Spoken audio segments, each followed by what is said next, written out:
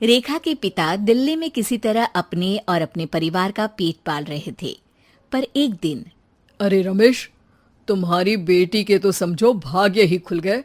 वकील लड़के का रिश्ता आया है। अरे वाह, कब करना चाहते हैं शादी? वो लोग तो जल्द से जल्द ही करेंगे। बाकी शाम को मैंने रेखा को देखने के लिए बुला लिया है। तेरा घर छोटा है तो तुम लोग मेरे घर ही आ जाना। राकेश और उसकी बीवी सारी तैयारी के साथ रोहित और रेखा की शादी कर देते हैं। लेकिन अगले ही दिन देखो रेखा, शादी भले ही हो गई है, लेकिन तुम ये मत सोचना कि मैं किसी जोरू के गुलाम टाइप रहूंगा। रेखा को रोहित की बात अजीब लगती है। मैं ये तो सोच भी नहीं सकती और ना ही चाहती हूँ, लेकिन शादी के अगले ही दिन इस तरह की बात की उम्मीद भी नहीं थी। रोहित रेखा के मुंह से ये बात सुनकर गुस्सा हो जाता है। अरे, काफी जबान भी चला लेती हो। माँ ने सिखाया नहीं कि पति से कैसे बात करते हैं? रेखा अब चुप रहने में ही भलाई समझती है। रेखा, जल्दी से नाश्ता तैयार कर लो। आज पहला दिन है, सारे काम तुम्हें समझा दूंगी। ये नौकरानी है जो तुम्हें बता देगी कि कैसे कैसे क्या करना है। फिर इसकी कल से छुट्टी है। रेखा भी ससुराल में जी जान लगाकर काम करने लगती है। खाली समय मिलता तो पति के वकालत की किताब उठाकर पढ़ने लगती। ये क्या, जब देखो तब पढ़ती रहती है। अच्छा सुन, कल पिता के घर से 20,000 रुपये लेकर आना। मेरे छोटे बेटे की फीस भरनी है। लेकिन पापा क्यों भरेंगे उसकी फीस? अरे वाह जी वाह, पापा क्यों भरेंगे? तो ये बता, हम क्यों रखेंगे तुझे यहाँ? क्यों खाना देंगे फ्री में? अरे, क्योंकि मैं बहू हूँ इस घर की। तभी वहाँ रोहित आ जाता है। अरे वाह, बड़ी जबान चला रही हो। चुपचाप माँ जो कह रही है वैसा कर, वरना सामान उठा और जा अपनी झोपड़ी में।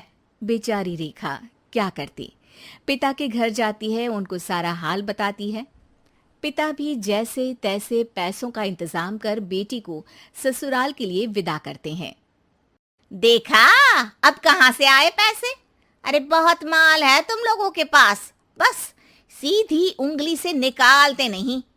नहीं नहीं माँ, पापा ने अपनी मोटरसाइकिल बेचकर पैसों का इंतजाम किया है। पता नहीं अब वो ऑफिस कैसे जाएंगे। अरे वाह भाई, ये भी हम सोचे। खैर, जैसे तैसे दिन बीतते हैं। रेखा जहाँ एक प्यारे से बेटे की माँ बनती है, तो वहीं उसका वकालत की किताब में ज्ञान और गहराता जाता है।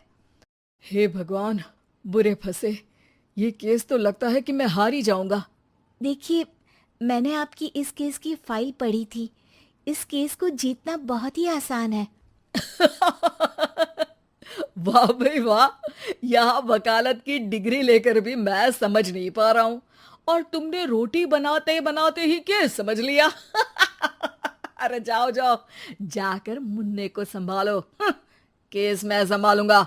ए लड़की सुन, जाकर अपने बाप के यहाँ से 3 लाख लेकर आ। पूरा घर फिर से बनाना है। छोटे की शादी करूंगी तो छोटी बहू को कहाँ रखूंगी? पूरा घर तो तूने घेर रखा है। ऐसा मत बोलिए माँ जी। पापा इतना पैसा कहाँ से लाएंगे? अब तो वो रिटायर भी हो गए हैं। हाँ, तभी तो बोल रही हूँ, रिटायरमेंट के पैसे तो मिले होंगे ना।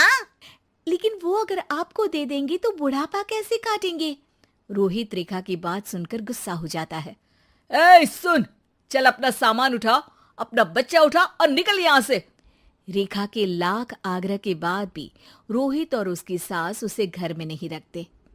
पापा, मैं तलाक चाहती हूँ। बेटा, मेरे पास वकील के पैसे नहीं है। पापा, आप मुझे वकालत करवा दीजिए।